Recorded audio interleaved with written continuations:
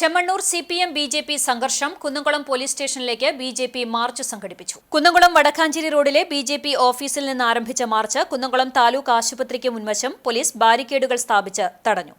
പ്രവർത്തകർ ബാരിക്കേഡുകൾ തള്ളിമാറ്റാൻ ശ്രമിച്ചെങ്കിലും സമാധാനപരമായിരുന്നു മാർച്ച്.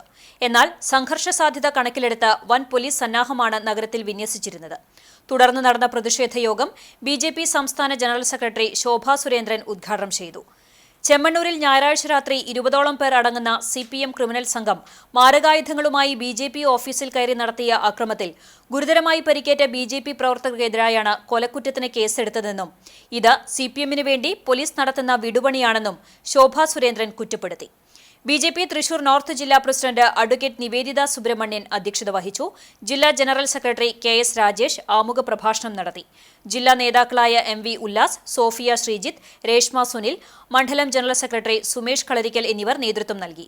യോഗത്തിന് BJP നിയോജക മണ്ഡലം പ്രസിഡന്റ് PJ ജെബിൻ സ്വാഗതവും BJP മണ്ഡലം ജനറൽ സെക്രട്ടറി മഹേഷ് തിരുത്തിക്കാട് നന്ദിയും പറഞ്ഞു.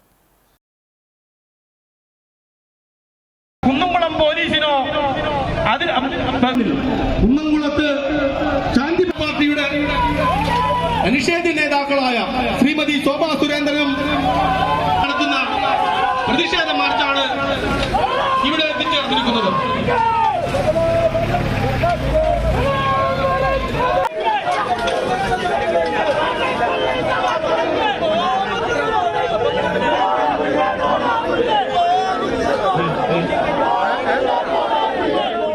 മുന്നോട്ടുള്ള പോക്ക് വിദ്യാഭ്യാസം ഇന്ന് 2.1% നമ്മുടെ രാജ്യത്തിന്റെ പണപ്പെരുപ്പ് നിരക്കിനെ കുറയ്ക്കാൻ ആരാധനായ ശ്രീമാൻ നരേന്ദ്രമോദിക്ക് സാധിച്ചിട്ടുണ്ടെങ്കിൽ അതിവിടെ ഈ പിണറായി വിജയൻ 9 കൊല്ലമായിട്ട് നിങ്ങൾ ഇരുന്ന് പണിയെടുത്ത് പ്രവർത്തിച്ച് 6.71% പണപ്പെരുപ്പ് നിരക്ക് വർദ്ധിപ്പിച്ചുകൊണ്ട് എന്തെങ്കിലും തരണേ എന്ന് നരേന്ദ്രമോദിയുടെ മുന്നിൽ അടച്ചിട്ട മുറിയിലും തുറന്ന മുറിയിലും നിന്ന്